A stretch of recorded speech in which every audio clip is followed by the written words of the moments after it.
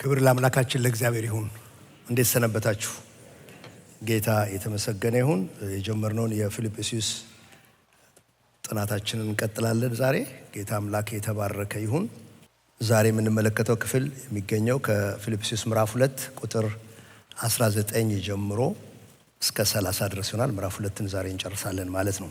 ነገር ግን ኑሯችሁን ሳውቅ እኔ ደግሞ ደስ እንዲለኝ ፈጥኜ ጢሞቴዎስን ልልክላችሁ በጌታ በኢየሱስ ተስፋ አደርጋለሁ። እንደርሱ ያለ ስለ ኑሯችሁ በቅንነት የሚጨነቅ ማንም የለኝምና ሁሉ የራሳቸውን ይፈልጋሉና የክርስቶስ ኢየሱስን አይደለም። ነገር ግን ልጅ ለአባቱ እንደሚያገለግል ከኔ ጋር ሆኖ ለወንጌል እንዳገለገለ መፈተኑን ታውቃላችሁ። እንግዲህ እንዴት እንደመሆን ባየው ጊዜ እርሱን ቶሎ እንድልክ ተስፋ አደርጋለሁ። ራሴ ደግሞ ግን ፈጥኜ እንድመጣ በጌታ ታምኛለሁ። ነገር ግን ወንድሜንና ከኔ ጋር አብሮ ሰራተኛ ወታደርም የሆነውን የእናንተን ግን መልእክተኛ የሆነውንና የሚያስፈልገኝን የሚያገለግለውን አፍሮዲጡን እንድልክላችሁ በግድ አስባለሁ። ሁላችሁን ይናፍቃልና እንደ ታመመ ስለሰማችሁ ይተክዛል። በእውነት ታሞ ለሞት እንኳ ቀርቦ ነበርና ነገር ግን እግዚአብሔር ማረው። ሐዘን በሐዘን ላይ እንዳይጨመርብኝ ለእኔ ደግሞ እንጂ ለእርሱ ብቻ አይደለም። እንግዲህ እንደገና ስታዩት ደስ እንዲላችሁ ለእኔም ሐዘኔ እንዲቀል በብዙ ፍጥነት እልከዋለሁ። እንግዲህ በሙሉ ደስታ በጌታ ተቀበሉት፣ እርሱን የሚመስሉትንም አክብሯቸው። በእናንተ ዘንድ ካላችሁ አገልግሎት እናንተ ስለሌላችሁ የጎደለኝን እንዲፈጽም በነፍሱ ተወራርዶ ከጌታ ሥራ የተነሳ እስከ ሞት ቀርቧልና። የፊልጵስዩስን መልእክት እስካሁን እንደተመለከት ነው ምዕራፍ 1 እና ምዕራፍ 2 ላይ በጣም ትልልቅ ቁም ነገር ነው የሚናገረው። እንደምታስታውሱት ስለ ህብረት፣ ኮይኔኒያ፣ ህብረት፣ ሽርክና፣ አብሮነት ብለን ያነሳናቸውን ነገሮች፣ ለወንጌል እንደሚገባ ስለመኖር፣ ስለ ሌላው ጥቅም ሲባል የሌላውን ጥቅም አስቀድሞ እንዲህ ያለውን ለወንጌል ተገቢ የሆነው ኑሮ ስለመኖር፣ አንድነትን በዚህ ስለመጠበቅ፣ በትህትና ለሌላው ሰው ጥቅም በመኖር አንድነትን ስለመጠበቅ ነገር ትልልቅ ነገር ይናገራል። እንደውም ምዕራፍ 2 ላይ ጌታችን ኢየሱስ ክርስቶስን ሞዴል አድርጎ አቅርቦት በእርሱ ዘንድ ያለ ሐሳብ በእናንተ ዘንድ ይሁን ብሎ የተናገረ ነው እዚህ ጋር የደረሰው። ከዚህ በኋላ ደግሞ ምዕራፍ 3 እና 4ን ብታዩት ሐዋርያ ጳውሎስ እንዴት ክፉዎች አስተማሪዎችን ድል እንደሚያደርግ፣ ምን ያህል አምርሮ እንደሚናገርባቸው፣ ኢየሱስንና በእርሱ የሚገኘውን ጽድቅ ለማወቅ ሁሉን ነገር ረብ እንደሌለው እንዴት እንደቆጠረ ከጌታ ጋር ባለው ህብረት የደረሰበትን ይናገራል።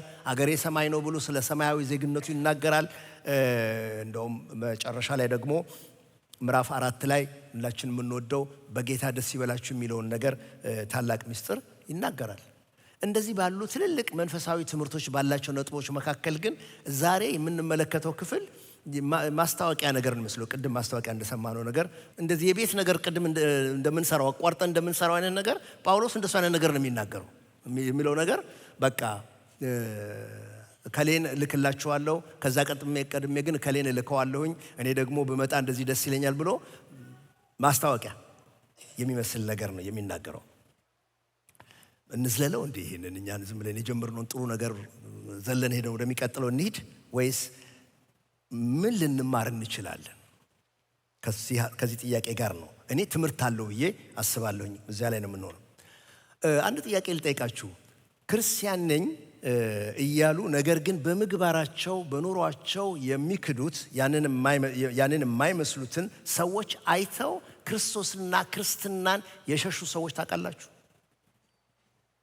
ወይ ምናልባትም እኔ እንደዚህ ነበርኩኝ ለብዙ ጊዜ ተቸግሬያለሁ፣ በእግዚአብሔር ምሕረት ነው አሁን ተጠቅልዬ የገባሁት የሚል ሰው ምናልባት በዚህ መካከል ይኖራል ብዬ አስባለሁኝ። ጳውሎስ ለእንደሱ አይነት እንኳ ጥያቄ መልስ የሚሰጥበት ቦታ ነው። ሞዴል አለ፣ ይሄ ነገር ይቻላል፣ ክርስቶስን ክርስትናንም ማሳየት ኖሮ ማሳየት ይቻላል ብሎ ሞዴል የሚሆኑ ሰዎችን የሚያቀርብበት ቦታ ነው። ጢሞቴዎስና አፍሮዲጡን እንደ ሞዴል ያመጣቸዋል።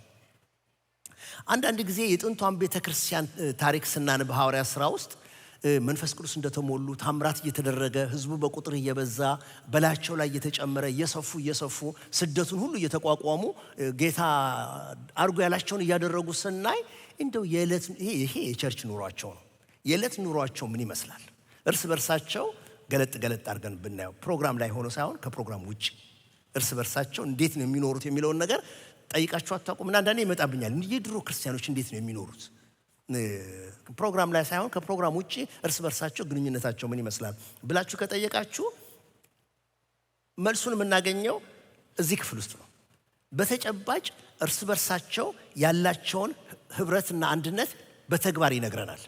ማለት ከሰኞ እስከ ዓርብ ያለውን ኑሯቸውን የሚነግረን ጳውሎስ እስካሁን ድረስ የመጣበት መንገድ ትእዛዝ እየሰጠ ስለ ህብረት እንዲሁኑ ለክርስቶስ ወንጌል እንደሚገባ ኑሩ፣ ትህትናን እያሳያችሁ የሌላውን ጥቅም እየፈለጋችሁ ክርስቶስ እንደተመላለሰ እናንተም ተመላለሱ እያለ ትእዛዝ ከሚሰጥበት ይወጣና ጳውሎስ ተግባራዊ ስለሚሆንበት ነገር ያወራል። እንደ ምሳሌ ሞዴሎችን መዞ ያመጣና አፍሮዲጡና ጢሞቴዎስ ብሎ ይቀርብናል። ጳውሎስን ታውቃላችሁ፣ እኔ ኢየሱስ ክርስቶስን እንደምመስል እናንተ ደግሞ እኔን ምሰሉ ብሏል። ይሄንም ብቻ ሳይሆን ስለ ራሱ ብቻ ሳይሆን የሚያወራው አረ የሚመስሉ አሉ፣ ጌታን የሚመስሉ አሉ ብሎ እነዚህን አፍሮዲጡና ጢሞቴዎስን አምጥቶ ይናገራል።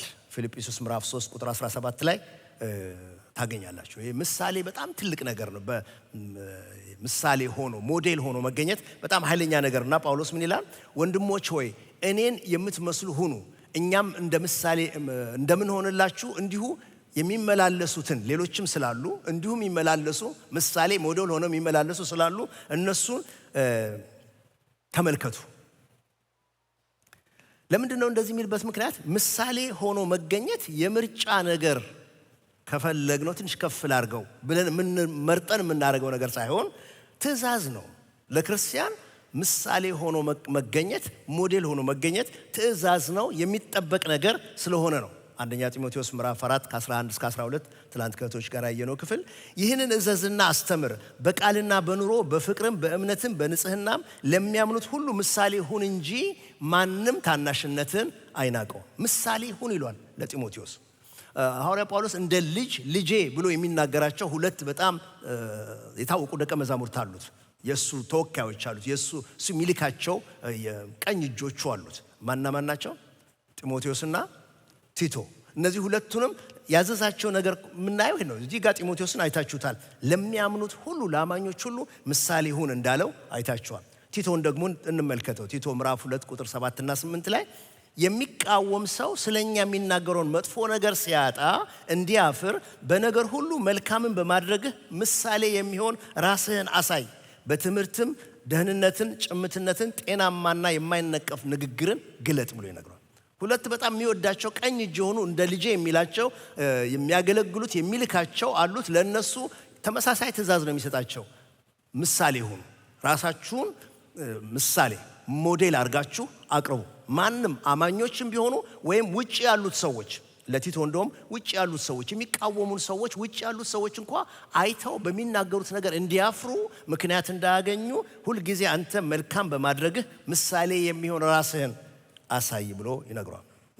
ምሳሌ የሚሆን ነገር የምርጫ ነገር አይደለም። ለአማኞቹም የግድ ነው፣ ትእዛዝ ነው፣ የሚጠበቅ ነገር ነው። ወደዚያ እንድናድግ ከእግዚአብሔር ጋር አብረን መስራት ይኖርብናል እንጂ ምርጫ ሆኖ ብንፈልግ የምናነሳው ባንፈልግ የምንተወው ነገር አይደለም።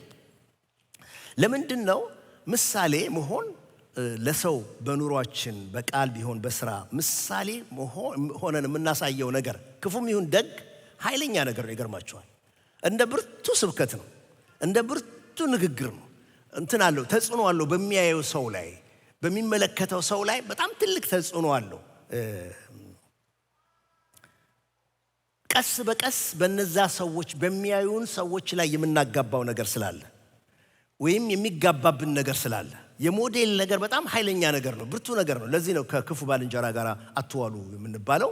ለዚያ ነው። ምክንያቱም ክፉ ባልንጀርነት መልካሙን አመል ስለሚያበላሽ፣ ሞዴል ስለሚሆን ማለት ነው፣ ምሳሌ ስለሚሆን ማለት ነው። ስለዚህ ከመልካም ጋራ ምግባረ ሐሳበ መልካም ከሆኑ ሰዎች ጋራ ስንውልና አብረን ስንመላለስ በዚያ ሞዴል ተጽዕኗቸው መልካም ስለሚሆን ማለት ነው። ዛሬ የምንመለከተው የዚህ ክፍል ውስጥ ሁለት ምሳሌዎች ነው። አፍሮዲጡንና ጢሞቴዎስን ነው የምናገኘው። እዚህ ጋር ቆሜ ሁለቱ ብቻ ናቸው እንዴ ብዬ አሰብኩኝ። ጠዋት ሳነበው ሁለቱ ብቻ ናቸው እንዴ እያልኩኝ እስቲ እያነበብን ስንሄድ እንፈልገዋለን። ዋናው ሐሳብ ግን በክርስቶስ የነበረው ያ ሐሳብ ስለ ሌሎች ጥቅም ራስን በትህትና ማዋረድ ማገልገል ይቻላል፣ ምስክሮች አሉ፣ ሞዴሎች አሉ የሚለው ነው ዋናው ሐሳብ። እሱን ነው የምንመለከተው። ስለዚህ የመጀመሪያው ሞዴል ጢሞቴዎስ ነው። ለምትጽፉ ጢሞቴዎስ ብላችሁ መጻፍ ትችላላችሁ። ጢሞቴዎስ ማን ነው? ጢሞቴዎስ የስሙ ትርጉም እግዚአብሔርን የሚያከብር ማለት ነው። the one who honors God እግዚአብሔርን የሚያከብር ማለት ነው። እንደምናውቀው ቅይጥ ዘር ነው ያለው። በእናቱ አይሁድ ነው፣ በአባቱ ግሪክ ነው። ከሁለት ወገን የመጣ ነው። ጢሞቴዎስ ከልጅነቱ ጀምሮ የእግዚአብሔር መንገድ የሚያስተምሩ መጽሐፍትን እየተማረ እንዳደገ ሁለተኛ ጢሞቴዎስ ምዕራፍ 1 ቁጥር 15 ላይ ወይም ምዕራፍ 3 ቁጥር 14 እስከ 15 ተጽፎ እናገኛለን። የእምነት ቤተሰቦቹ አማኞች የሆኑ የእግዚአብሔርን የሚያውቁ ቤተሰቦች ውስጥ ነው ያደገውና የእምነት ነገር የሚያውቅ መሰረት ያለው ነገር አይነት ያደገ ነው። ሐዋርያው ጳውሎስ ባደረጋቸው 4 በሚደርሱ ሚስዮን ጉዞዎች ውስጥ የመጀመሪያውን፣ አንደኛውን፣ ሁለተኛውን እና አራተኛውን አብሮ የተካፈለ የጳውሎስ በጣም አጋር ኮሚትድ የሆነ አብሮ ሰራተኛው ነው። ራሱን የሰጠ ኮምፓኒየን አብሮ ሰራተኛ ነበር።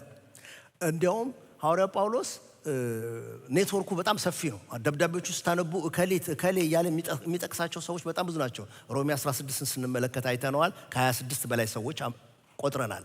በጣም ብዙ ኔትወርክ ያለው ነው ሐዋርያው ጳውሎስ። ግን ጳውሎስ ፊልጵስዩስ ምዕራፍ 1 ላይ እንኳን ስትሄዱ ቅዱሳን እያለ የሚላቸው ብዙ አሉት። ከኔሮ ከቤተ መንግስቱ እያለ የሚጠቅሳቸው ብዙ ሰዎች ያውቃል። ጳውሎስ በጣም በሰው ኔትወርክ በጣም ሰፊ ነው። ግን ከማንም ይልቅ በጣም ብዙ ጊዜ ስሙን የጠቀሰው ጢሞቴዎስን ነው። 17 ጊዜ በ10 ደብዳቤዎች ጳውሎስ ጢሞቴዎስን ስሙን ጠቅሶታል። ሮሜ፣ ቆሮንቶስ፣ ፊልጵስዩስ፣ ቆላስያስ፣ ጢሞቴዎስ ውስጥ፣ ቲቶ ውስጥ 17 ጊዜ ስሙን የጠራው የጳውሎስ የቅርብ ወዳጁ አጋሩ ነው። እንደውም ጳውሎስ ጢሞቴዎስን ሲጠራው እያቆላመጠ ነው የሚጠራው። እውነተኛ ልጄ በእምነት ይለዋል አንደኛ ጢሞቴዎስ ምዕራፍ 1 ላይ። የምወደው ልጄ ይለዋል ሁለተኛ ጢሞቴዎስ ምዕራፍ 1 ላይ። እውነተኛ ልጄ በጋራ እምነት አብረን ባለን እምነት እውነተኛው ልጄ ይለዋል ቲቶ ምዕራፍ 1። በጌታ የምወደውና የታመነው ልጄ ይለዋል አንደኛ ቆሮንቶስ ምዕራፍ 4 ላይ። በጣም እያቆላመጠ ነው የሚጠራው። በጣም ብርቅዬ ረዳቱ ወዳጁ ነው፣ የሱ ደቀ መዝሙሩ ነው። የመጀመሪያው ሚስዮን በሄደበት ቦታ ላይ ነው አግኝቶት ወደ ጌታ አምጥቶት የምናገኘው። እንደውም በጣም ከመቀራረባቸው የተነሳ ግሪኮችንም ማገልገል እንዲችል፣ አይሁዶችን ብቻ ሳይሆን ግሪኮችንም ማገልገል እንዲችል፣ አይሁዶችንም ማገልገል እንዲችል፣ በእነዚህ ቢትዊን ዲስ ቱ ካልቸርስ በደንብ አድርጎ ተመላልሶ ማገልገል እንዲችል ጳውሎስ መገረዝ አለብህ አለው እና እሺ ያለ ተገረዘለት። ይሄ በጣም ትልቅ ወዳጅነት ይጠይቃል። በቃ ይሄ ያስፈልጋል ሲለው እሺ ብሎ የተገረዘለት ሰው ነው። ጳውሎስ ምንድነው መልእክታተ ምጋቤ የፓስቶራል ኤፒስትልስ የሚባሉ እነዚህ ለፓስተሮች ከተጻፉ 3 ደብዳቤዎች ውስጥ 2ቱን የጻፈው በቀጥታ ለጢሞቴዎስ ነው። ጢሞቴዎስን መጨረሻ የምናገኘው ዕብራውያን ምዕራፍ 13 ነው። ዕብራውያን ምዕራፍ 13 ላይ ምን ይላል? ጢሞቴዎስም ከእስር እንደተፈታ ታውቁ ዘንድ እወዳለሁ ይላል። ማለት ታስሮ ነበር ማለት ነው። ከዛ በኋላ የጢሞቴዎስን ስም አናገኝም። እና ጢሞቴዎስ እንደዚህ አይነት ክሬዴንሻል ያለው እንደዚህ አይነት ታሪክ ያለው በቤተ ክርስቲያናት የሚታወቅ ለጳውሎስ ቅርብ የሆነ አምባሳደሩ ነው። ብዙ ቦታ የሚልከው እሱን ነው። እስቲ ስለ ጢሞቴዎስ ምን እንዳለ አሁን ፊልጵስዩስ ምዕራፍ 2 ቁጥር 19 እስከ 24 ስለ ጢሞቴዎስ የሚለውን ነገር እናንብብ።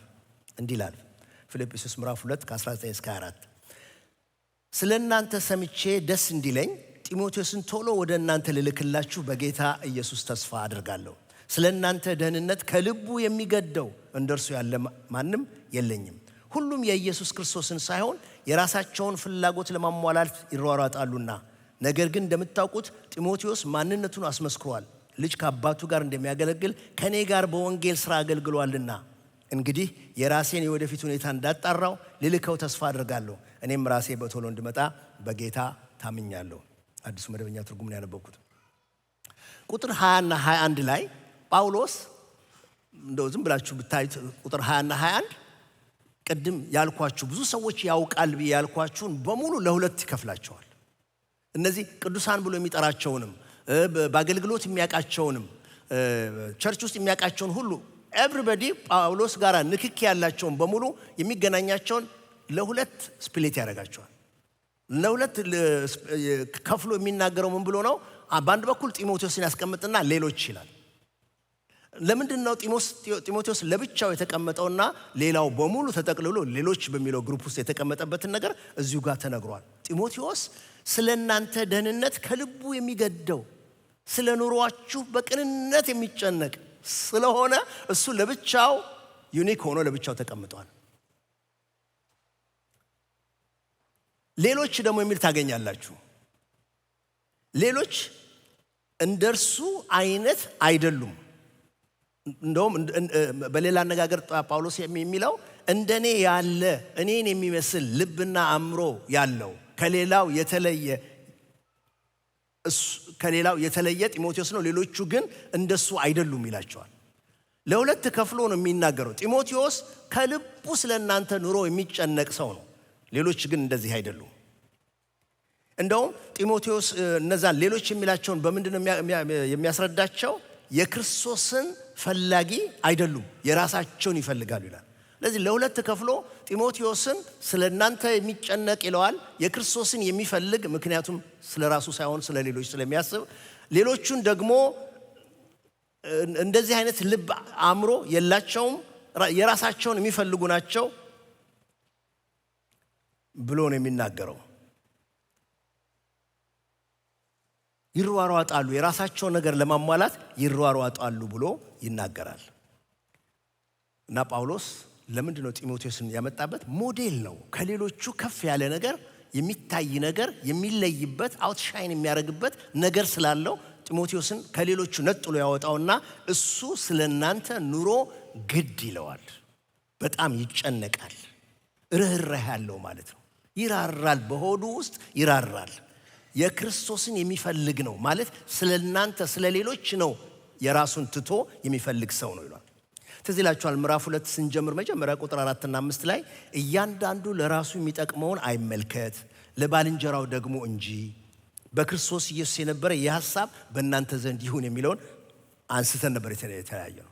ጌታ ኢየሱስ በዚህ ሞዴል የሆነበትን ነገር አምጥቶ ጳውሎስ እንዴት እንደዘረዘረው ተመልክተናል። ለወንጌል መኖር ማለት ይሄ ስለሆነ የሌላውን ጥቅም ፈልጎ መኖር ስለሆነ ለአንድነት የሚያስፈልገው ነገር ማንም ለራሱ የሚሆነውን ሲያስብ ሳይሆን ስለሚቀጥለው ሰው ሲያስብ ነው አንድነትና ህብረት የሚመጣው። በዚህ ምክንያት ጢሞቴዎስን ያወጣዋል። በአንድነት ለመኖር ለህብረት ኢየሱስ ክርስቶስ ምሳሌ እንደሆነው እንዲሁ ጢሞቴዎስም ደግሞ በጌታ ምሳሌያችሁ ነው፣ ሞዴላችሁ ነው። እሱ ስለ እናንተ ነው የሚያስበው፣ ደግሞ ይራራላችኋል፣ የክርስቶስን ነገር ነው የሚፈልገው ብሎ ይናገራል። አንደኛ ቆሮንቶስ ምዕራፍ 10 ላይ አንድ ጥቅስ አለ፣ እሱን ባነብ ደስ ይለኛል። አንደኛ ቆሮንቶስ ምዕራፍ 10 ቁጥር 32 እስከ 35 ድረስ እንዲህ ይላል። እኔ ደግሞ ብዙዎቹ ይድኑ ዘንድ ለጥቅማቸው ለሌሎቹ ጥቅም እነሱ ይጠቀሙ ዘንድ እንጂ የራሴን ጥቅም ሳልፈልግ በሁሉ ነገር ሰውን ሁሉ ደስ እንደማሰኝ ለአይሁድም ለግሪክም ሰዎች ለእግዚአብሔር ቤተ ክርስቲያንም ማሰናከያ አትሁኑ። ለቆሮንቶሶች ነው የሚላቸው። ቆሮንቶሶች እናንተ ለራሳችሁ በሚሆን ነገር አትያዙ። ለራሳችሁ በሚሆን ነገር ውስጥ ከገባችሁ ታሰናክላላችሁ፣ ትጎዳላችሁ፣ አትጠቅሙም። እንደኔ ሁኑ። እኔ ብዙዎች ይጠቀሙ ዘንድ ብዙዎች ለደህንነታቸው መድረስ እንዲችሉ እንዲድኑ የራሴን ጥቅም ሳልፈልግ በሁሉ ነገር እነሱን ደስ እንደሚያሰኝ እንደምኖር ሁኑ ብሎ ቆሮንቶስ ቤተ ክርስቲያንን ይመክራል። የራሱን ሕይወት በምሳሌነት አቅርቦ ማለት ነው። ጢሞቴዎስ ሌሎቹ ቁጥር 22 ንዩት።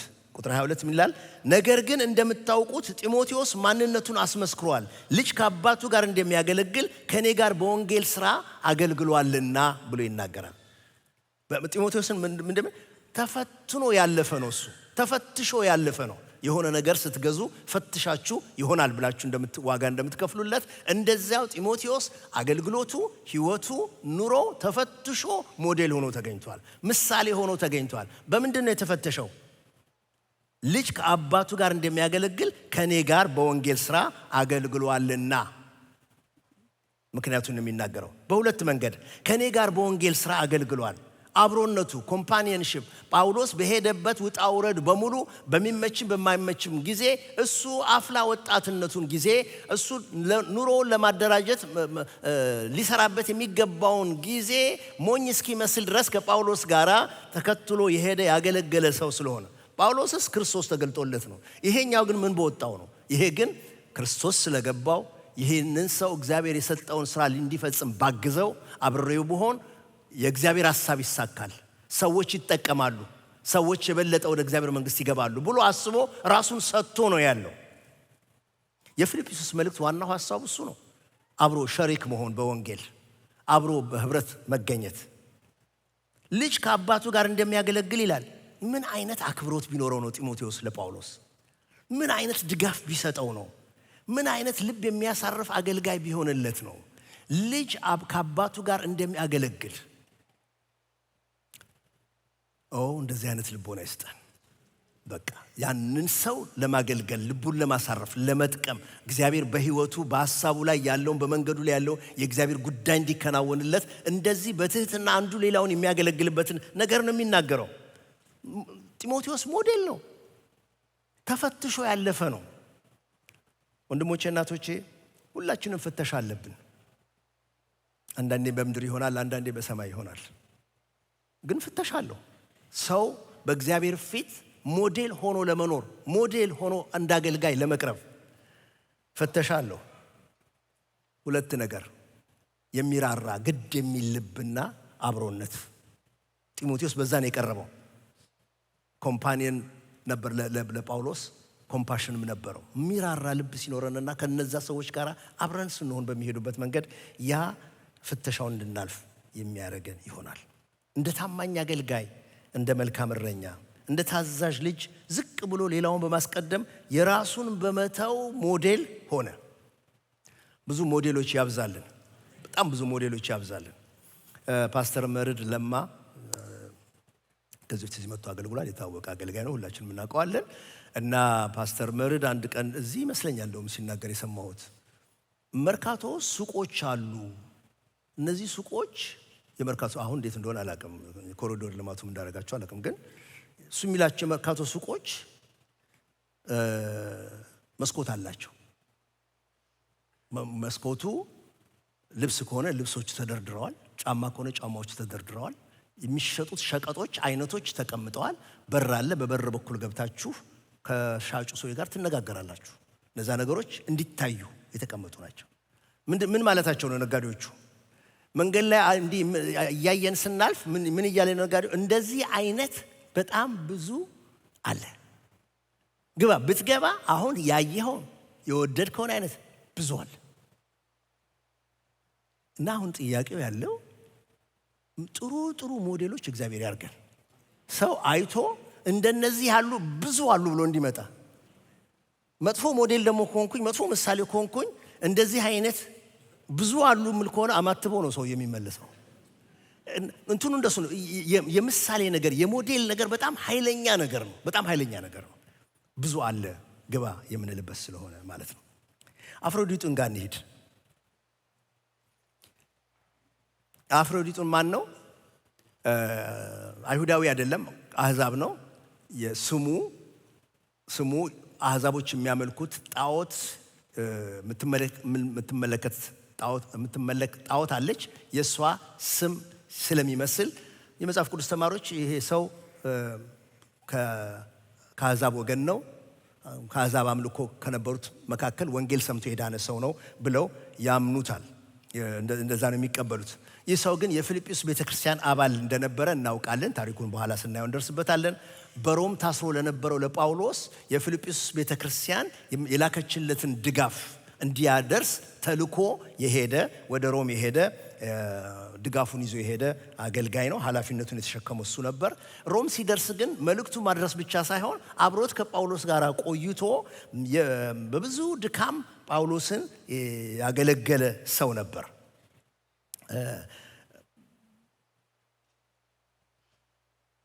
ክፍሉ እንደሚነግረን እዛ ሮም ሲደርስ ግን ታመመ። ታሞ እስከ ሞት ድረስ የደረሰ ሆነ። አሁን ከዚህ በኋላ ሲሻለውና ደህና ሲሆን ግን ጳውሎስ መልሶ ደብዳቤ አስይዞ በጌታ አክብራችሁ ተቀበሉት ብሎ የላከው ሰው ነው። ስለ አፍሮዲጡን ያለን መረጃ ይሄን ብቻ ነው የሚመለከተው። ክፍሉን ደግመን እናንብበው። ፊልጵስዩስ ምዕራፍ 2 ቁጥር 25 እስከ 30 ደግመን እናንብበውና እንመለስበታለን። እንዲሁም ወንድሜን አብሮ ሰራተኛዬና አብሮ ወታደር የሆነውን በሚያስፈልገኝ ሁሉ እንዲንከባከበኝ የላካችሁትን የእናንተን መልእክተኛ የሆነውና አገልጋዩን አፍሮዲጡን መልሼ እንድልክላችሁ አስፈላጊ ሆኖ አግኝቼዋለሁ። እርሱ ሁላችሁን ይናፍቃልና መታመሙን ስለሰማችሁ ተጨንቋል። በእርግጥ ታሞ ለሞት ተቃርቦ ነበር። እግዚአብሔር ግን ምሕረት አደረገለት። በሐዘን ላይ ሐዘን እንዳይደራረብብኝ ለእኔም ጭምር እንጂ ለእሱ ብቻ አይደለም። ስለዚህ እርሱን እንደገና ስታዩ ደስ እንዲላችሁና የኔም ጭንቀት እንዲቀል ልልከው በጣም ጓጉቻለሁ። በሙሉ ደስታ በጌታ ተቀበሉት። እንደርሱ ያሉትንም ሰዎች አክብሯቸው። እርሱም እናንተ ልትሰጡኝ ያልቻላችሁትን አገልግሎት ለማሟላት ሲል ለሕይወቱ እንኳ ሳይሳሳ ለክርስቶስ ሥራ ከሞት አፋፍ ደርሶ ነበርና። እንዴት ያለ ምስክርነት ነው! እንትኑ ለጢሞቴዎስ የተባለውን ነገር ትልቅ ነገር እሱ እኮ ልጅ አባቱ እንደሚያገለግል ያገለገለኝ ነው የሚል ምስክርነት ነው የጻፈለት። ተፈትሾ ያለፈ ሰው ነው ብሎ ነው የጻፈለት። የሚገርም ነገር ነው። ይራራላችኋል፣ ስለ ኑሯችሁ ይጨነቅላችኋል፣ አብሮኝ ነው የሆነው ብሎ ስለ ጢሞቴዎስ መስክሮለታል። እዚህ ጋር ደግሞ 5 ነገር ነው ስለ አፍሮዲጡ ነው የጻፈው። 5 ነገር። ወንድሜ፣ አብሮኝ ሰራተኛዬ፣ አብሮኝ ወታደር፣ አብሮኝ የሚጋደል፣ የእናንተን አገልጋይ መልእክተኛ እያለ ነው። እና ሊስቱን ስታዩት ሰው ሲሞት ጥሩ ቃል ነው አለ መርጠን የምንናገረው ስለዛ ሰው እና ሲሞት የምንነገርለት ነገር ይመስላል። ግን ይሄ ሰው በህይወት እያለ ነው። በህይወት እያለ ነው እንዲህ ያለ ያማረ ነገር ጳውሎስ አልዋሽም እያለ ትክክል የሚናገረው። እግዚአብሔር ይርዳን እንዲህ አይነት ምስክርነት እንድናገኝ። ቁጥር 25ን እዩት። አፍሮዲጡን ከጳውሎስ ጋር በነበረው ግንኙነት ወንድሜን፣ አብሮ ሰራተኛዬና አብሮኝ ወታደር ይለዋል። ለዚህ ነው እሱ ምሳሌ ሆኖ የወጣው። ጳውሎስ አፍሮዲጡን ለመግለጥ የቤተሰብ ወንድሜ ብሎት፣ ወታደራዊ ዘይቤ አብሮኝ ተጋዳይ፣ ታጋይ፣ ተፋላሚ ብሎ እነዚህን ዘዴዎች ነው የሚጠቀመው። ይህ በወንጌል ሥራ ከጳውሎስ ጋር ያለውን የጠበቀ ትስስርና አጋርነት ፌሎሺፕ፣ ኮይኖኒያ የሚገልጽ ነገር ነው። ወንድም ያው መጽሐፍ ቅዱስ ውስጥ ጳውሎስ ብዙዎቹን ወንድሞች እያለ ስለሚጠቅስ ታውቃላችሁ፣ በጌታ የሆኑትን ማለቱ ነው። ይሄ ጥብቅ ትስስር በክርስቶስ ያለው አንድነታቸው፣ ግንኙነታቸው ነው። እሱ በጣም ግልጽ ነገር ነው። አብሮ ሰራተኛ የሚለው ግን ወንጌልን ለማስፋፋት ጳውሎስ መልእክተኛ ሆኖ በሄደበት ቦታ አብሮት በመሆኑ የወንጌልን ስራ እንደ ሸሪክ አብሮት ስለያዘው አብሬ ሰራተኛ ነኝ ብሎ ስላለ ነው። ይሄ በጣም የሚያስፈልግ ነገር ነው ወገኖች። በዚህ ዘመን ባለች ቤተክርስቲያን ውስጥ ሁሉም እንደ አብሮ ሰራተኛ ጉዳዩን ቢይዘው ብላችሁ አስቡ። ሁሉም የወንጌልን ስራ እንደ አብሮ ሸሪክ እንደሆነ ሰው አብሮ ግድ ቢሰጠው፣ አብሮ እጅ ለእጅ ቢይዝ፣ አብሮ ቢቆም ብላችሁ አስቡ። አንደኛ ቆሮንቶስ ምዕራፍ 3 ቁጥር 9 ላይ ጳውሎስ ለቆሮንቶስ ሰዎች የሚላቸው ነገር አለ። የእግዚአብሔር እርሻ ናችሁ፣ የእግዚአብሔር ሕንፃ ናችሁ። እናንተ የእግዚአብሔር እርሻ ናችሁ እንደ ቢልዲንግ ካየናችሁ፣ እናንተ እንደ እርሻ ካየናችሁ፣ እናንተ የእግዚአብሔር ሕንፃ ናችሁ እንደ ቢልዲንግ ካየናችሁ፣ በዚህ ኮንስትራክሽን ውስጥ በዚህ ፋርሚንግ ስራ ውስጥ ግን እኔም ሆንኩ አፖሎስ ወይም ደግሞ ሌሎቹ በሙሉ ጴጥሮስ፣ ኬፋ፣ ማናቸውም በሙሉ አብረን ሰራተኞች ነን ይላል። ይሄ በጣም የሚያስፈልግ እይታ ነው። ይሄ በጣም ጥሩ እይታ ነው። መዘምራን ውስጥ ብንሆን ወይም ደግሞ በትምህርት ክፍል ውስጥ ብንሆን፣ በልጆች አገልግሎት ውስጥ ብንሆን፣ በየትኛውም ካፓሲቲ አብረውን ከሚያገለግሉ ሰዎች ጋር አብሬ አገልጋይ ነኝ። እሱ በጣም አስፈላጊ ነገር ነው። ደክሞት ከሆነ ድካሙ ተሰምቶኝ አይዞ እንቀጥላለን እንድንለው፣ ስቶ ከሆነ ና ወዲህ ነው መንገዱ ብለን እንድናቀናው፣ በፍጹም እኔና የኔ ነገር እንዲታይበት ሳይሆን አብረውኝ ያሉት ሰዎች ጋር አብረን ቆመን የምንታይ እንድንሆን አብሮ የሚለውን መንፈስ እግዚአብሔር ይሙላብን። የእግዚአብሔርን ስራ ማስፋት፣ ማስቀጠል፣ ማስኬድ የምንችለው በእንደዚህ አይነት ነገር ነው እንጂ በፉክክር ስለማይሆን ጳውሎስ የሚለው ምንድን ነው? አብሮኝ ሰራተኛ ነው። ይታያችሁ ጳውሎስ ሐዋርያ ነው። የድሮ ሐዋርያ እና ጳውሎስ ሐዋርያ ነው። ብዙ በእጁ እየተከናወነ ያለ ሰው ይሄንን ዕቃ ይዞ የሄደ ሰው ሲልከው የሚላላክለትን ሰው አብሮኝ ሰራተኛ ብሎ ደብዳቤ ይጽፋል። አውቀዋለሁ እኛ ካምፓኒ ነው አይልም እንዴ? ኖ የሚለው አብሮኝ ሰራተኛ ነው። በጌታ ሆነን ስንያዝ፣ በጌታ ሆነን ስናገለግል ማንኛውም ሰው የትኛውንም ነገር ያድርግ በክርስቶስ ወንጌል ምክንያት ከሆነ የተያያዝ ነው። በክርስቶስ ወንጌል ምክንያት ከሆነ አብረን ቆመን የምንንቀሳቀሰው ወይ በመስጠት በገንዘብ ይሆናል፣ ወይስ በመናገር ይሆናል፣ ወይ በማድረግ ይሆናል፣ ሰው በሚያየው ወይም በማያየው መልኩ ይሆናል። ስለ ጌታ በእግዚአብሔር ቤት የሚሆነውን ነገር ማናችንም የምናደርገው ነገር በሙሉ አብሮ ሰራተኛ ነው የሚያደርገን። nothing more nothing less። አብሮ ወታደር ይላል። ወታደር ምን አመጣው? እኮ አብረን ተጋዳዮች ብሎ ማለት ነው። እኔ ይሄን ሲናገር ትንሽ ቆም ብዬ ለማሰብ ሞክርኩ። ጳውሎስ ስለምን ጦርነት ነው የሚያወራው? ሰውየው ጦርነት ነበረበት ወይ? የሞተ እያስነሳ የታመመ እየፈወሰ የትም ከተማ ከገባ ጳውሎስ መግባቱ ይታወቃል። ነገር እየታዘዘለት ቢታሰር በታምር እግዚአብሔር እያስወጣው ምን ጦርነት ነው? ግን ሄዳችሁ ካያችሁት ጳውሎስ የነበረበት ጦርነት አቤት አቤት መከራ ነው። እንደውም ይሄ አንደኛ ቆሮንቶስ ምዕራፍ 12 ላይ ስለዚህ ነገር 3 ጊዜ ጸለይኩኝ ይሄ ጎኑ ጋር ተሰጠኝ ብሎ የሚለው ያቺ ውጋቷ ነገር ምንድነች ብለው መጽሐፍ ቅዱስ ተማሪዎች ሲነጋገሩ ስደቱ ነው። በቃ ጳውሎስ ከሐዋርያነቱ ጋራ ከዚህ ከተቀባው ቅባት ጋር አብሮ መከራ ስለተጨመረለት የሄደበት ቦታ የሚቀጠቀጥ ሰው ነው፣ የሚሰደድ ሰው ነው። መርከብ ላይ ቢወጣ ይሰበራል። ውሃ ላይ ቢወጣ ሳይበላ ሳይጠጣ 14 ቀን ዝም ብሎ በኋላ ይኖራል።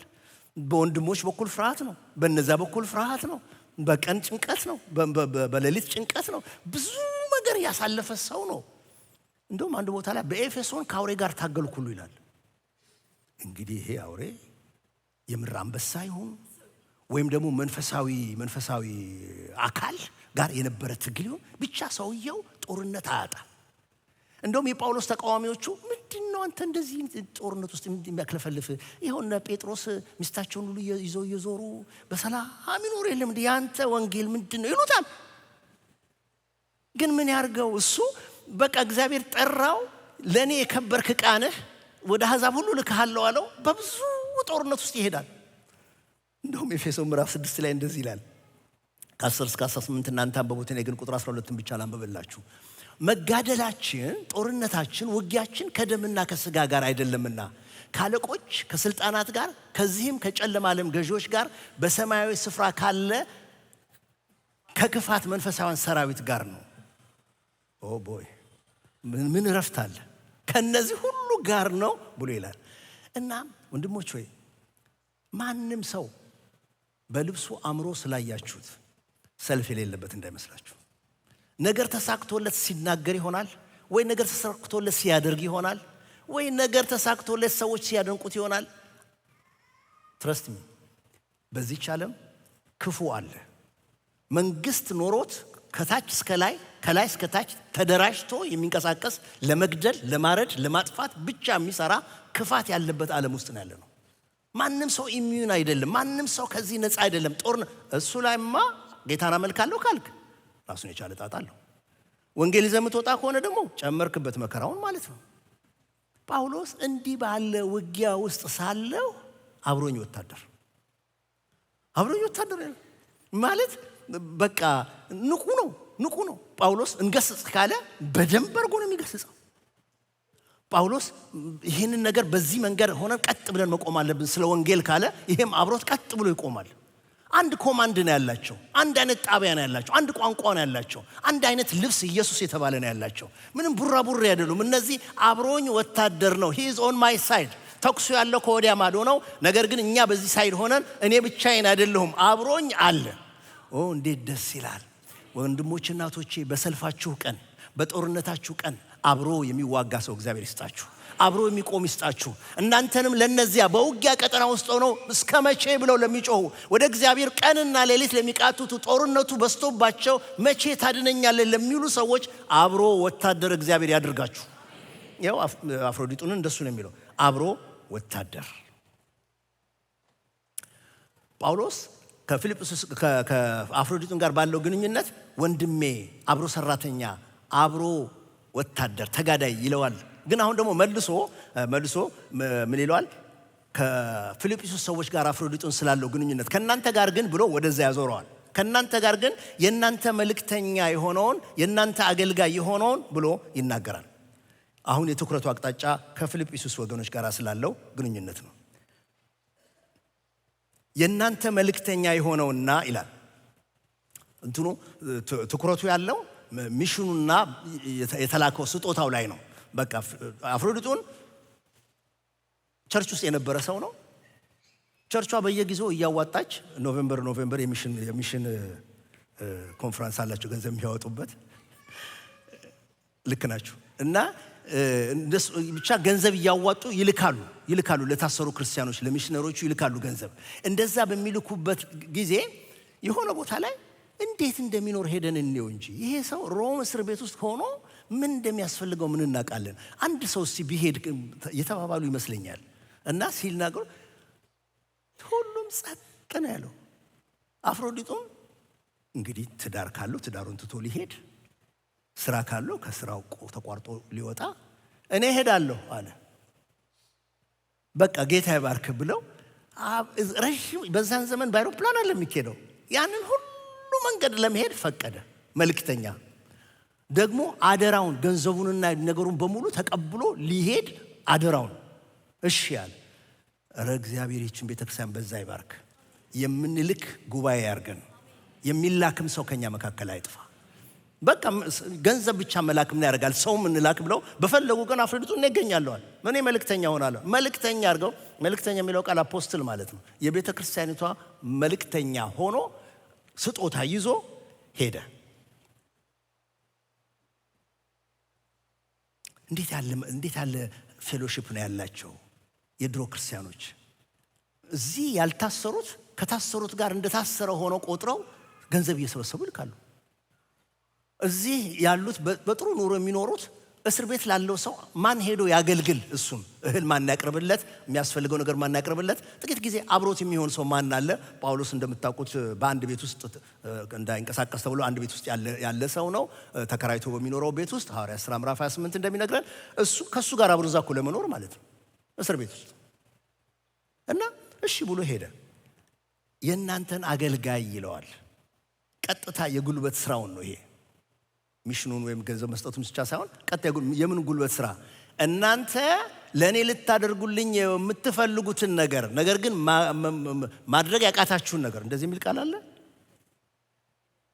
ቁጥር 30 በእናንተ ዘንድ ካላችሁ አገልግሎት እናንተ ስለሌላችሁ የጎደለኝ ክፍተት ተፈጥሯል። እናንተ ልታደርጉ ብትፈልጉም እንኳ ልታደርጉ ያልቻላችሁትን፣ ምክንያቱም እናንተ ሩቅ ናችሁ። አሁን እኛ መካከል ሁላችንም ሚሽን ስራ እንሂድ ብለን ሁላችንም እንሂድ ብንል ልክ አይመጣም እኮ።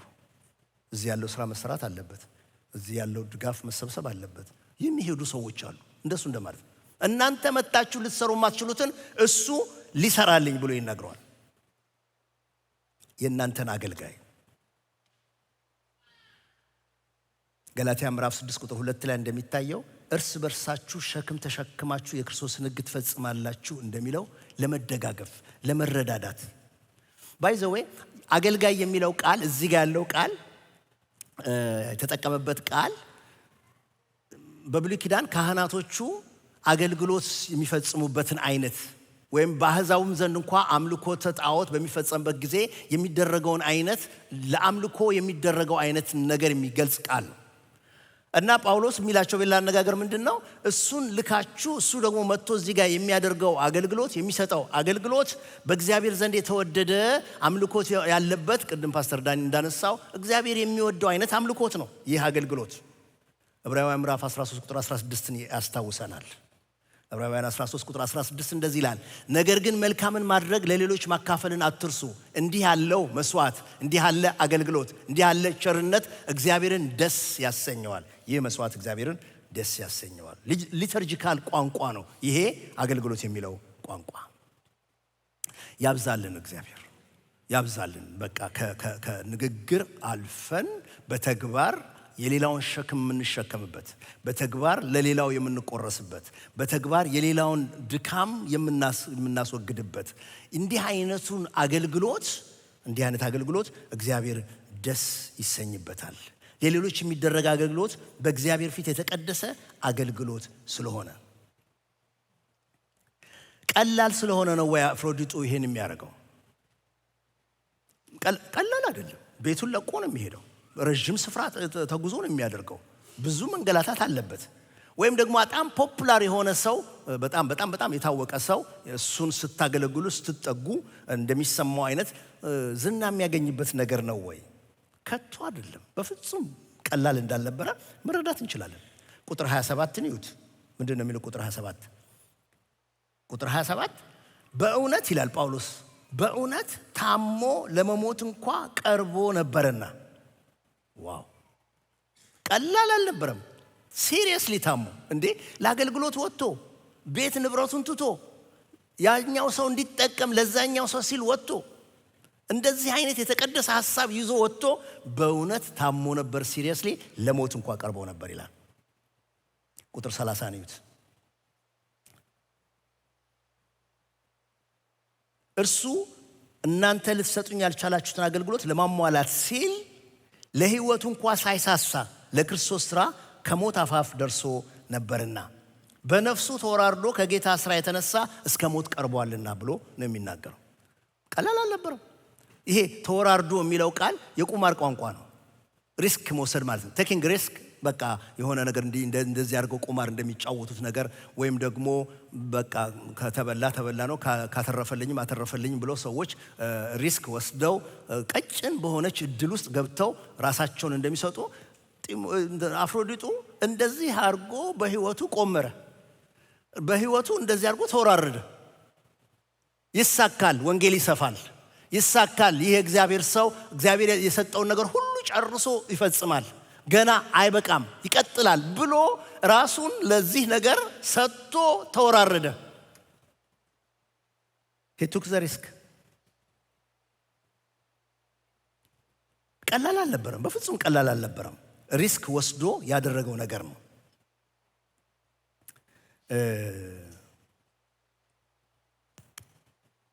ፊልጵስዩስ ምዕራፍ 2 ቁጥር 26 እናንብበው። እንደዚህ ይላል፣ ሁላችሁን ይናፍቃልና እንደታመመም ስለሰማችሁ ይተክዛል። ሁላችሁን ይናፍቃል፣ እንደታመመም ስለሰማችሁ ይተክዛል። ወይ አፍሮዲጡ!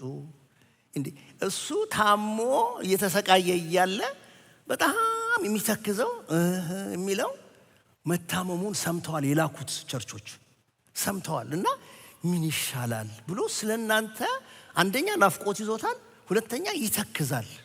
ለጌታ ስራ ወጥቶ እንደዚህ ታመመ ብሎ እንዳይሉ። ይናፍቃል የሚለው ቃል ደስ አይላችሁ? ፊልጵስዩስ ምዕራፍ 1 ቁጥር 8 ላይ ጳውሎስ በክርስቶስ ኢየሱስ ፍቅር ሁላችሁን እንዴት እንደምናፍቃችሁ እግዚአብሔር ምስክሬ ነውና እንደሚለው ጳውሎስ እነሱን እንደሚናፍቀው ማለት ነው።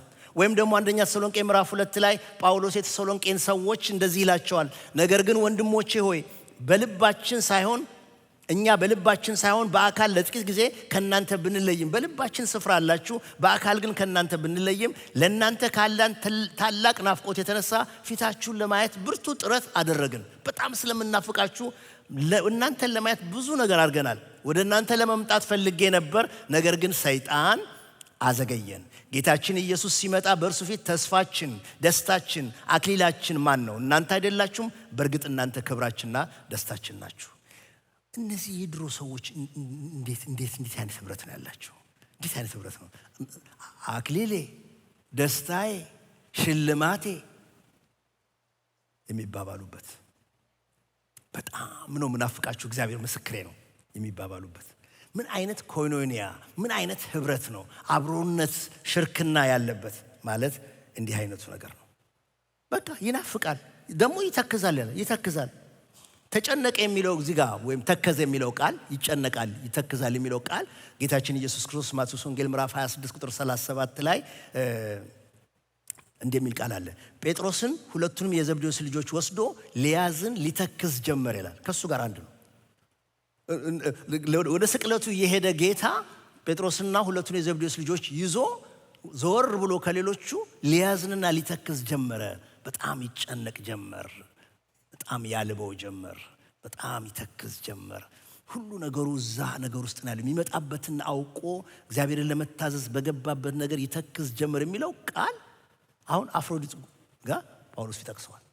ይተክዛል። ለምንድን ነው የሚተክዘው? ምን ይሻላል ልከውኝ አድርሼ ግን ላገለግለው ሳልችል ታምሜ ምን ይሆን ብለው ደግሞ እኔ እንደገና ስጋት ሆንኩባቸው። በጳውሎስ ስጋታቸው ላይ ስለ ጳውሎስ በሚጨነቁት ላይ ደግሞ እንደገና እኔ ጨመርኩባቸው ብሎ ይተክዛል። ምን አይነት ህይወት ነው? በራሱ መከራ ውስጥ ያለ ለፊልጵስዩስ ሰዎች ከራስ ወዳድነት ነፃ በሆነ ስሜት አሳቢነት ይህን ያደርጋል። ልክ እንደ ኢየሱስ ማለት ነው። በክርስቶስ የነበረው ያ ምሳሌነት አሁን በአፍሮዲጡ ውስጥ የምናየው ነገር ነው። እንደዚህ በነፍሳቸው ተወራርደው አይዘዌ ምንድነው ኮቪድ የነበረ ጊዜ የነበራችሁ ልን ነበር። ሁላችሁም አላችሁ። አሁን ኮቪድ የነበረ ጊዜ የሚያስደነግጠው ትልቁ የሚያስደነግጠው ነገር ሐኪሞቹ የሆነ አስትሮኖም ይመስላሉ። ይሄን ተሸፋፍነው ምናምን ብለው ራሱ እኔ አልጋ ላይ ሆኜ የሚያከመኝ ሐኪም በምን ያህል ርቀት ሆኖ ተሸፋፍኖ ተወጥሮ ሳየው በቃ ድንጋጤው ይገለኛል። ምን ብሆን ነው እንደዚህ ሆንኩት ነው የምለው። ምን ብሆን ነው የሚያሰኘው። በዛ ዘመን እንደዚህ ነገር አልነበራቸውም። አፍሮዲጡን ሲገልጠው ምንድነው የሚለው? ሪስክ ወሰደ ብሎ ለሞት የደረሰውን ሰው ችግር ውስጥ የሚከተን በሽታውን ሊያጋባ የሚችለውን ሰው ዝም ብለህ ምንም ፕሮቴክሽን ሳይኖርህ ገብተህ ሰውየው ጋር አንድ ቤት ውስጥ ገብተህ ስታገለግለው ሪስክ ስትወስድ እንደዚህ አድርገው የሚያገለግሉ እኔ ገባለሁም ብለው ወይ እናት ለልጇ ይሆናል፣ ባል ለሚስት ይሆናል፣ ወይም ደግሞ ጥሩ ጓደኛ ለጓደኛ ይሆናል። እንደዚህ ሪስክ ወስዶ የሚሄደውን ሰው በዚያ ዘመን በግሪኮች አንድ ቃል አለ፣ ቅጽል ስም የሚሰጡባቸው ፓራቦላኒ ይባላል። የዘንድሮ ቋንቋ ባመጣው ልክ ጅል ሰው እንደምትጠሩበት፣ ሞኝ ሰው እንደምትጠሩበት፣ ለራሱ ማቅ ገራገር እንደምትጠሩበት አይነት ስያሜ ነው። እንዴት ብለህ ነው አንተ እሱ አንዴ ተይዟል ደግሞ አንተ ልትያዝ ወደዛ የምትገባው? ምንም ፕሮቴክሽን ሳይኖርህ ዝም ብለህ የምትገባው። አፍሮዲጡን ፓራቦላኒ ሆነ፣ እያወቀ ሞኝ ሆነ፣ እያወቀ ጅል ሆነ፣ እያወቀ ዋጋ ከፈለ፣ ወሰደ። እግዚአብሔር ይርዳን። እንደዚህ አይነት ሞዴሎች አሉ። ጢሞቴዎስን የመሰለ ሞዴል አለ። አፍሮዲጡን የመሰለ ሞዴል አለ። የስ ይቻላል። ኢየሱስ ክርስቶስ ስለ ሌሎቹ ጥቅም ራሱን ባዋረደበት መንገድ ለመሄድ ይቻላል። ክርስትና አብስትራክት ሳይሆን ክርስትና ሰው ሊኖረውና ሊገልጠው የሚችል ነገር ነው። ያንን ለማድረግ መጋደል ይኖርብናል። ክርስትና እውነት የሚሆን ነገር ነው፣ ፍልስፍና አይደለም።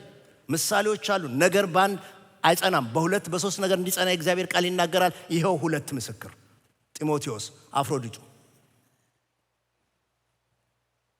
ሶስተኛው ሰውዬ እዚሁ ስፈልግ ነበር። ቅድም ስንት ሰዎች ናቸው አላልኳችሁ? ስፈልግ ነበር። ሶስተኛው ሰውዬ ራሱ ጳውሎስ ነው። ግን ትንሽ ጠጋ ብለን ማንበብ ይጠይቃል ቴክስቱ። ይህ ክፍል ስታዩት የተጠቀሱት ሁለት ሰዎች በመሆናቸው ምሳሌ ሞዴል ሆነው የቀረቡት ሁለት ደጋግ ሰዎች አፍሮዲጡና ጢሞቴዎስ ናቸው። በጣም ግልጽ ነገር ነው። ጳውሎስ ግን በተለየ መንገድ ተጠቁሟል። የምንመለከተው ሰፊ ክፍል ብንወስደው ምዕራፍ 2 እንኳን ብንወስደው ይሄ አውድ በትህትና ሌሎችን ስለመጥቀም ስለሆነ ሌሎችን ለመጥቀም ጳውሎስ የሄደበትን መንገድ ፈጠን ብለን ማየትና መጨረስ እንችላለን። ጠጋ ብለን እንየው። ቃሉ የተጻፈው ቴክስት ውስጥ እስቲ እንፈልግ። ጳውሎስ ስለ ሌሎቹ የሆነውን ነገር እናውጣው። ቁጥር 17 እናውጡት። ቁጥር 17 እንደዚህ ይላል። ፊልጵስዩስ ምዕራፍ 2 ቁጥር 17 ነገር ግን በእምነታችሁ መስዋዕትና አገልግሎት ተጨምሬ ሕይወቴ እንኳን ቢፈስ ደስ ብሎኛል፣ ከሁላችሁም ጋር አብሬ ደስ ብሎኛል። ይህንን ላስት ታይም ተመልክተነዋል። ጳውሎስ የሚለው ምንድነው? የፊልጵስዩስ አማኞች እንደ ካህናት ለእግዚአብሔር መስዋዕት ቢያቀርቡና ቢያገለግሉ በቃል በኑሮ ለእግዚአብሔር የሚያደርጉት ነገር ቢኖር ልክ እኔ ደግሞ በመስዋዕት ላይ እንደሚፈሰው ውሃ ሕይወቴ አብሮ የሚፈስ ቢሆን ብሎ ነው የሚናገረው። የእነሱ መስዋዕት እንዲሰምርለት፣ የእነሱ አገልግሎት እንዲሳካለት፣ እነሱ ለአምላካቸው የሚያቀርቡት ነገር የሰመረ እንዲሆን አንድ ብላችሁ ቁጠሩ። ደግሞ ሁለተኛ መውሰድ እንችላለን ስለ ጳውሎስ። ቁጥር 19 ይዩት። ምዕራፍ 2 ቁጥር 19 ነገር ግን ኑሯችሁን ሳውቅ እኔ ደግሞ ደስ እንዲለኝ ፈጥኜ ጢሞቴዎስን ልልክላችሁ በጌታ በኢየሱስ ተስፋ አደርጋለሁ። ጢሞቴዎስ ምን ያህል እንደሚጠቅመው ታውቃላችሁ። ባለበት እስር ቤት ውስጥ ቅድም ከላይ ስለዘረዘረ ወደ ኋላ መመለስ አልፈልግም። የሚጠቅመው ውድ ልጁ የሆነ እሱን ልልክላችሁ እፈልጋለሁ። ለምንድን ነው ልልክላችሁ የሚፈልገው? ስለ ኑሯችሁን ሳውቅ እኔ ደግሞ ደስ እንዲለኝ ማለት እንዴት እንዳሉ ጢሞቴዎስን ልኬ ጢሞቴዎስ የሚያመጣው ሪፖርት እኔን ደስ እንዲያሰኘኝ ጢሞቴዎስን ልካለሁኝ።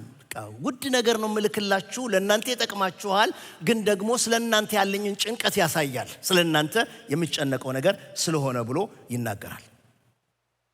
እንደውም እኔ ራሴ ፈጥኜ እንድመጣ በጌታ ታምኛለሁ ብሎ ይናገራል። ብለቀቅ እኔ ራሴ ፈጥኜ እመጣለሁ ብሎ ይናገራል።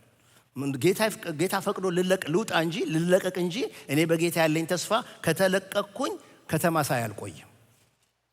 ምንም የማየው ምናምን የማየው ነገር የለኝ። ቀጥታ ሮጬ እናንተ ጋር ነው የምመጣው።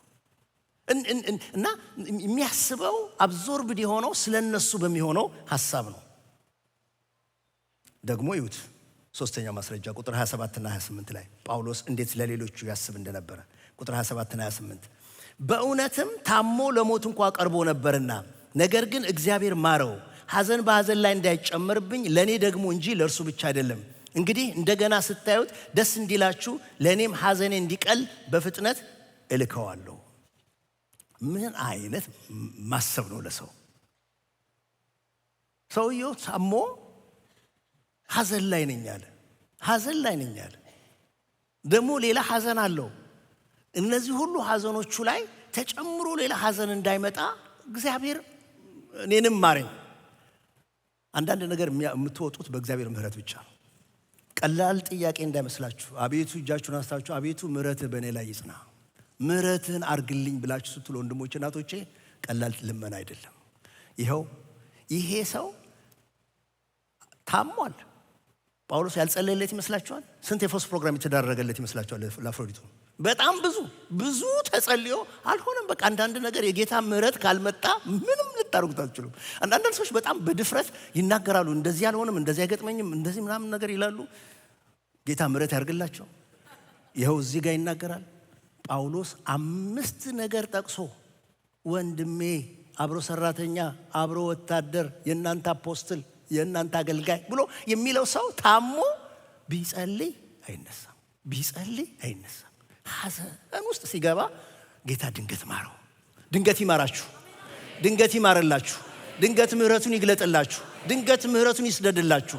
ከምንም ነገር ጋር ሳያያዝ ስለ ጾምክ ስላልጾምክ ስለጸለይክ ሳይሆን እንዲሁ እግዚአብሔር ይማራችሁ፣ እንዲሁ እግዚአብሔር ምሕረት ያድርግላችሁ። ከምንም ጋር ያልተያያዘ እግዚአብሔር ምሕረት ቤታችሁን ይሙላው። ጉዳያችሁን የእግዚአብሔር ምሕረት ያግኘው። እጆቻችሁን ላይ ታነሳላችሁ። የዘላለም አምላክ እግዚአብሔር ሆይ በጌታ በኢየሱስ ስም ጸልያለሁ። ምሕረትህ በእኛ ላይ ይጽና፣ ምሕረትህ በእኛ ላይ ይጽና። ጌታ እግዚአብሔር ሆይ እነሆ የምሕረትህ ጥገኞች ነን። ጌታ ሆይ ማረን። እነዚህ ሁሉ ሸክማችን ይነሳሉ። አንተ ማረን እግዚአብሔር። ልጄ በሕይወት ይኖራል። አንተ ማረን ጌታ። የፈረሰው ነገር ይስተካከላል። አንተ ማረን ጌታ ሆይ። ጨለማው ይለቃል፣ ብርሃን እንዲመጣ እናውቃለን። ምሕረትህ ይውጣ ጌታ እግዚአብሔር ሆይ። ከቀን ይሻላል ጌታ እግዚአብሔር ሆይ። ከደመቀ ፀሐይ ይበልጣል። ምሕረትህ በወገኖቼ ላይ ይውጣ። በቃ እግዚአብሔር እኔንም ማረኝ ይላል። ምን አይነት ልብ ነው! እንደዚህ ብላችሁ አስቡት። ፊልጵስዩስ ሰዎች ለጳውሎስ አፍሮዲጡን ሲልኩ፣ ጳውሎስ ደግሞ ፊልጵስዩስን አፍሮዲጡን አግኝቶ አፍሮዲጡን በነፍሱ ተወራርዶ ጳውሎስን ሲያገለግል፣ ሲታመም ስለሚሰሙት ሰዎች ሲጨነቅ፣ ጳውሎስ እናንተ ደስ እንዲላችሁ፣ ምክንያቱም መታመሙን ስለሰሙ ሲያዩት በብዙ ደስታ ደስ እንደሚላቸው ስለሚያውቅ ለእኔ እንኳን ቢያስፈልገኝ፣ ለእኔ እንኳን ቢጎልብኝ እናንተ ደስ እንዲላችሁ እልከዋለሁ። እንደውም ጢሞቴዎስ ከሚሄዱ በፊት አስቀድም የሚልከው እሱን ነው። ስለ ሌላው መኖር እንዴት አይነት ድንቅ ነገር ነው! የጥንቱን ሃይማኖት ስጠኝ፣ የጥንቱን ሃይማኖት ስጠኝ፣ የጥንቱን ሃይማኖት ስጠኝ፣ ይህ ብቻ ይበቃኛል። ሰው እንድወድ ሰው እንድወድ ያደርገኛል፣ ይህ ብቻ ይበቃኛል። እንዴት አይነት ህብረት፣ እንዴት አይነት መተሳሰር፣ እንዴት አይነት መያያዝ ነገር ነው። ምንድን ነው የምንማረው? በዚህ ሊጨርሰው አንደኛ ልክ እንደነርሱ እኛም እምነትን በተግባር እንድናሳይ ማለትም ሌሎችን ለመጥቀም በትህትና ራስን እንደ ባሪያ እንደ አገልጋይ ማቅረብ እንማራለን።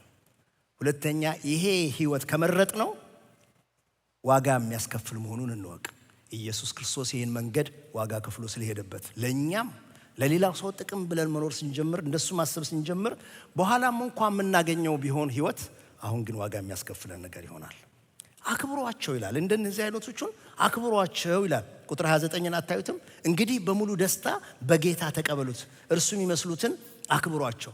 እነዚህ የሚመጻደቁ ሰዎች አንተ ጉደኛ ተልከ በቤተ ክርስቲያን ትታመማለህ እንዳይሉት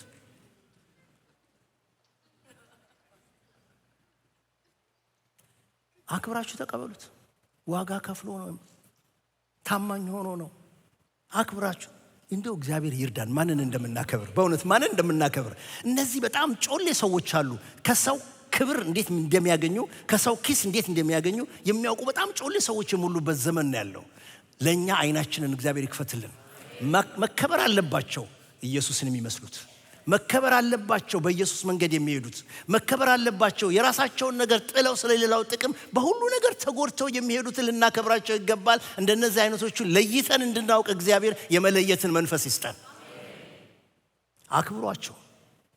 ዕብራውያን ምዕራፍ 13 ቁጥር 7 ላይ የእግዚአብሔርን ቃል የተናገሯችሁን ዋኖቻችሁን አስቡ፣ የኑሯቸውንም ፍሬ እየተመለከታችሁ በእምነታቸው ምሰሏቸው። ይቻላል። ኢየሱስ ክርስቶስ እነሱን እንደረዳ እኛን ይረዳናል። ጌታ አልተለወጠም። የቀደመውን ኑሮ አሁን እንድንኖረው መንፈሱን በማደል እግዚአብሔር ያግዘናል። የእግዚአብሔር ስም ብሩክ ይሁን።